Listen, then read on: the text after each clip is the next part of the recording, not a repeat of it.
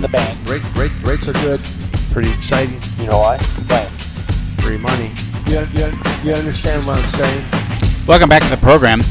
Free money from Kelvin Kaemingk. So cheap, it's almost free. So cheap, it's almost free. Yep. Tell us about it. I'll tell you a little bit about what's going on this week. Rates did not come down.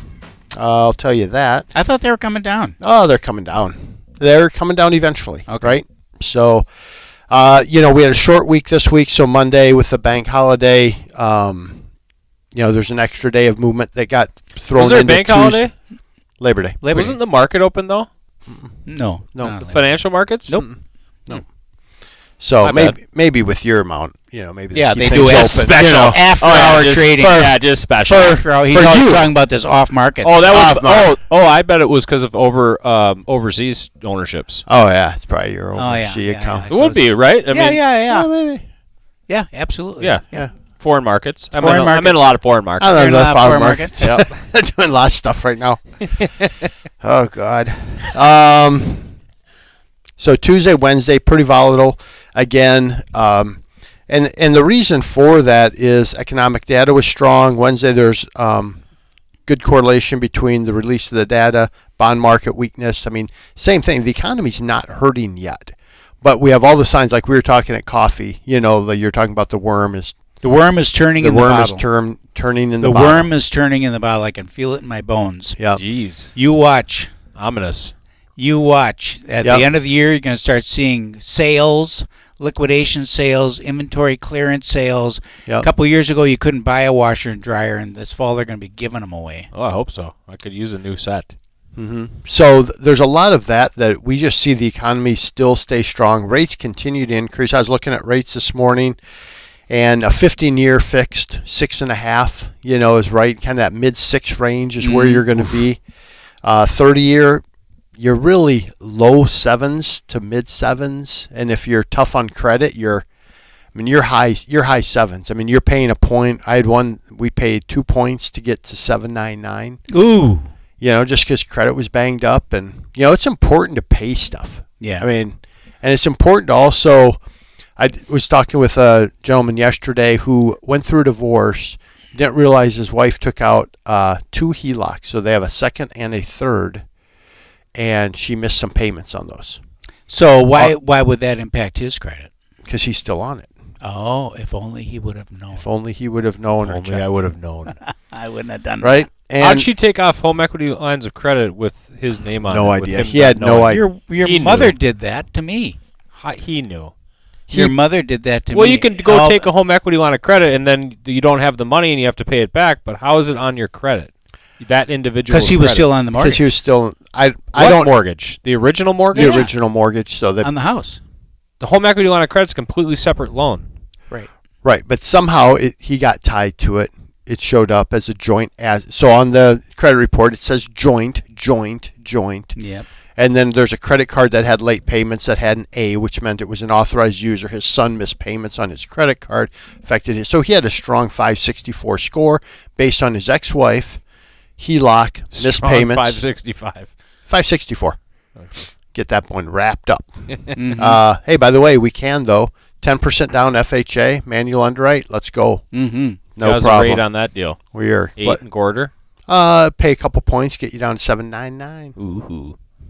Ouch. 7.99. It's not a bad rate. 15-year mortgage refinanced in 2021, Mm-hmm. and it's 2.125%.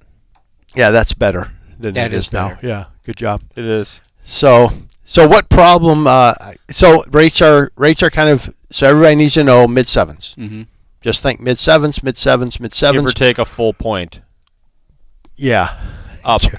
give or take a full. Take.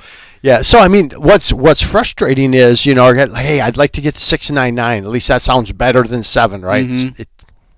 It's not, but I get it. But you're talking 2 points to that you're paying a couple percentages. So points are a percent of your loan amount. So when you're really doing that analysis, then are you looking at what's better to buy the mortgage down, to take that same money, buy the rate down or pay down a larger down payment so you're paying your mortgage is based on a smaller principal balance, which is better.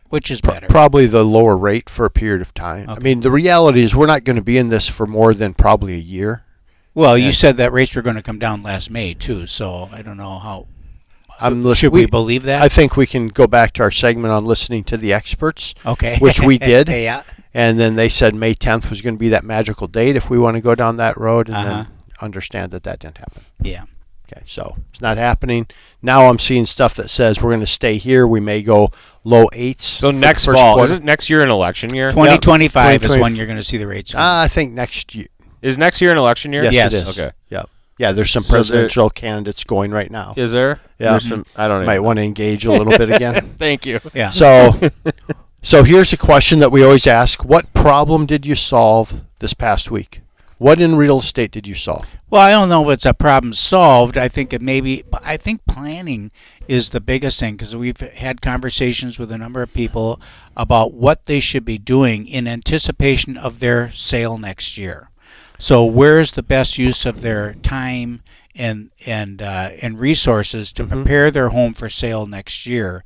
And that's really what it is, because I think the longer that we're in this high interest rate environment, the more normalized it's going to become. And it won't be long, and we won't be talking about it anymore, because it's just, this is what rates are. Yep. And I think that the idea that rates are going to go somehow magically down to 4.5% or 5%, it isn't going to happen in any time It'd be nice to get in the foreseeable Yep. future. You know, if economists forecast out, what's going to be like in 5 years, that's just baloney. That's like saying what is the temperature going to be like on July 8th in 4 years from now. Nobody knows.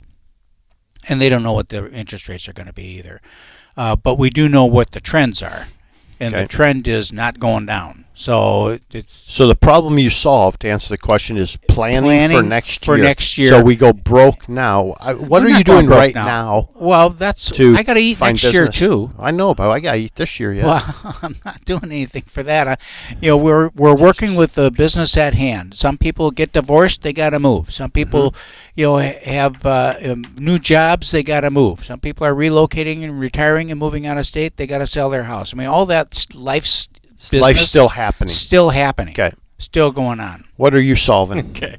So we had an issue where our seller went to the closing table to sign his documents, and there were $20,000 less proceeds to him at closing than he expected, 20,000? because there's a street assessment that's kind of hanging out there a little bit. Oh no. And you guys are doing the loan for his purchase. Well, now he's $20,000 light on the down Oh, yeah, payment that's a deal you're not going to get. that by he the was way. going to put down on his next property. So the problem is that these street assessments are in conversation. They're not levied. They're like barely pending even.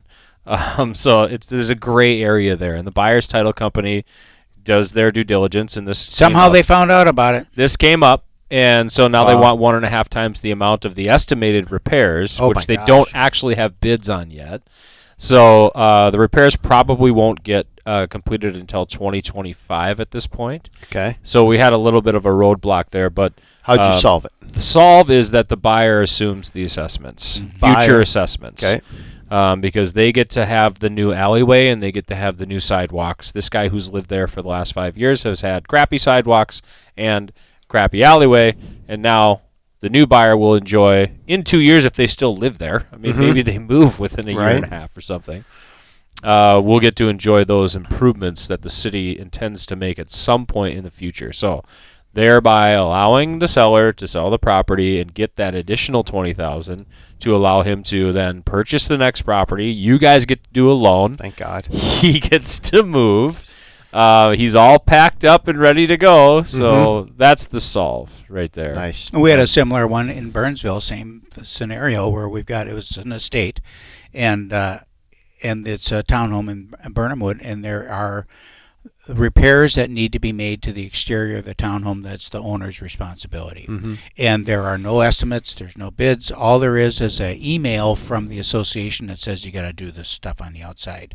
And so I'm trying to find out what it is that we have to do on the outside, and nobody seems to know. So finally I had the contractor over there looking at the exterior so that we can look and address all these individual issues, get a price, and the buyer is assuming the responsibility for that future repair, because the buyer is the one that's going to enjoy the repair and enjoy the thing. It's just the ability to be able to do that is the thing. And fortunately, it's a rehab loan.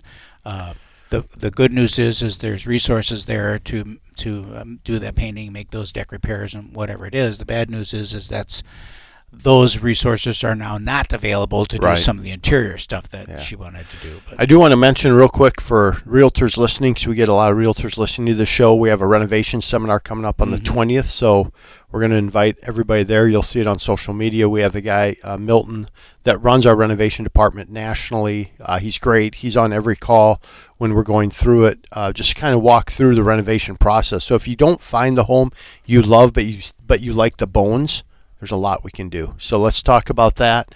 And love to hear from you. You know, maybe you want to do a little planning for next year. Maybe you want to do something yet this year and just see if there's a chance that you can wrap something up yet this year. We'd love to help you. We have a lot of time left, and we're closing loans literally in 2 to 3 weeks. So love to have the conversation. I'd love my phone to ring more. So 651-231-2500. Just call, say hi. see you next week. All right. You've been listening to your